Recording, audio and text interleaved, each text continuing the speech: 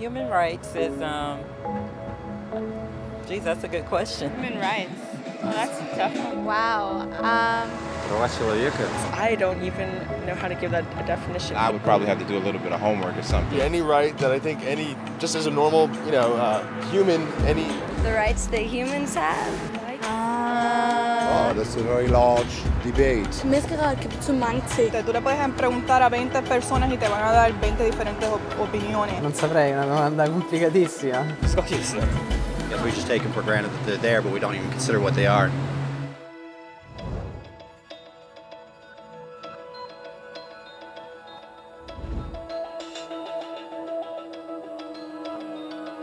Human rights are the rights you have simply because you're human. It's how you instinctively expect and deserve to be treated as a person, like the right to live freely, to speak your mind, and to be treated as an equal. There are many kinds of rights. Most apply to a certain group. But human rights are the only ones that apply to absolutely everyone, everywhere. That means kids, old people, poor people, basketball players, garbage men, rappers, teachers, Africans, Indians, Albanians, Christians, Muslims, Kabbalists, atheists, your mom, your dad, your next door neighbor, and you all have the exact same human rights. In other words, they're universal. But the question remains, what are they? Name the human rights? What the human rights are? The right to live. Equality between all peoples. Right to religion, the right to... Is there supposed to be a list somewhere I should be aware of? According to the United Nations, there are a total of 30 human rights, which are usually lumped together and called simply human rights. They're all listed out in the Universal Declaration of Human Rights, which is the world's most widely accepted document on the subject. But it was a long time in coming. At first, there were no human rights. If you were in with the right crowd, you were safe. If you weren't, well, you weren't. But then a guy named Cyrus the Great decided to change all that. After conquering Babylon, he did something completely revolutionary. He announced that all slaves were free to go. He also said people had the freedom to choose their religion, no matter what crowd they were a part of. They documented his words on a clay tablet known as the Cyrus Cylinder. And just like that, human rights were born. The idea spread quickly to Greece, to India, and eventually to Rome. They noticed that people naturally followed certain laws, even if they weren't told to. They called this natural law, but it kept getting trampled on by those in power. Not until 1,000 years later in England did they finally get a king to agree that no one can overrule the rights of the people, not even a king. People's rights were finally recognized, and they were now safe from those in power. Kind of. It still took a bunch of British rebels declaring their independence before the king got the point that all men are created equal. Which isn't to say he liked the idea, but he couldn't stop them, and America was born. The French immediately followed with their own revolution for their own rights. Their list was even longer, and they insisted that these rights weren't just made up. They were natural. The Roman concept of natural law had become natural rights. Unfortunately, not everyone was so thrilled. In France, a general named Napoleon decided to overthrow the new French democracy and crown himself emperor of the world. He almost succeeded, but the countries of Europe joined forces and defeated him. Human rights was again a hot topic. They drew up international agreements, broadly granting many rights across Europe. But only across Europe. The rest of the world somehow still didn't qualify. Instead, they got invaded, conquered, and consumed by Europe's massive empires. But then a young lawyer from India decided enough was enough. His name was Mahatma Gandhi, and in the face of violence, he insisted that all people of Earth had rights, not just in Europe. Eventually, even Europeans started to agree. But it wasn't going to be that easy. 2 world wars erupted. Hitler exterminated half the Jewish population of Earth in horrifying Nazi death camps. And all told, 90 million people died. Never had human rights been so terrifyingly close to extinction.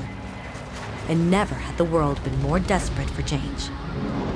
So the countries of Earth banded together and formed the United Nations. Their basic purpose was to reaffirm faith in fundamental human rights, in the dignity and worth of the human person. But what were human rights?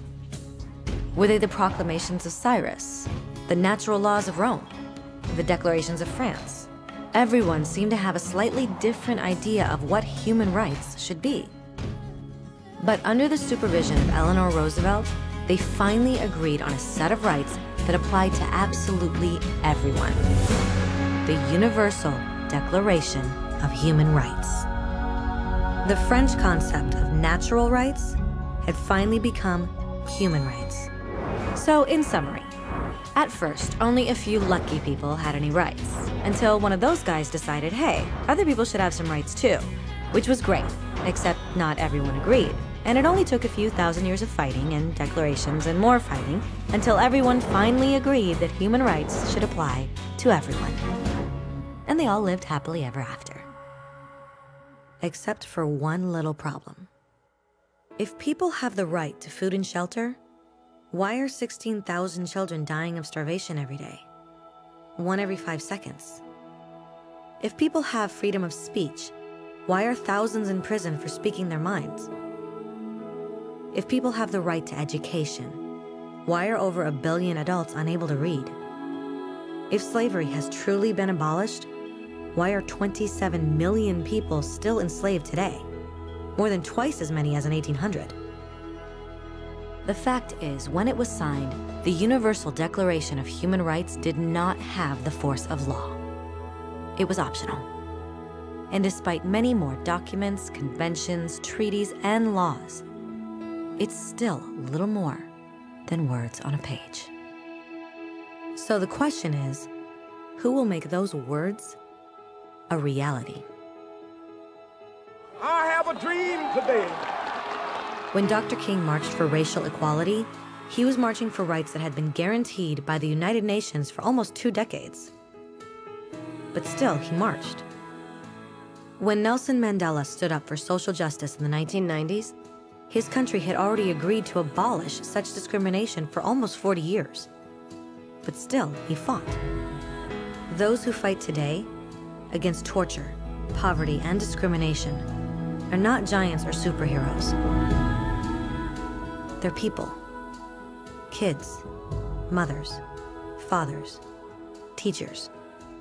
Free-thinking individuals who refuse to be silent. Who realize that human rights are not a history lesson. They're not words on a page. They're not speeches or commercials or PR campaigns. They are the choices we make every day as human beings. They are the responsibility we all share to respect each other, to help each other, and to protect those in need. As Eleanor Roosevelt said, where, after all, do universal human rights begin? In small places close to home. So close and so small that they cannot be seen on any maps of the world. Yet they are the world of the individual person, the neighborhood he lives in, the school or college he attends, the factory, farm, or office where he works. Such are the places where every man, woman, and child seeks equal justice, equal opportunity, equal dignity without discrimination. Unless these rights have meaning there, they have little meaning anywhere.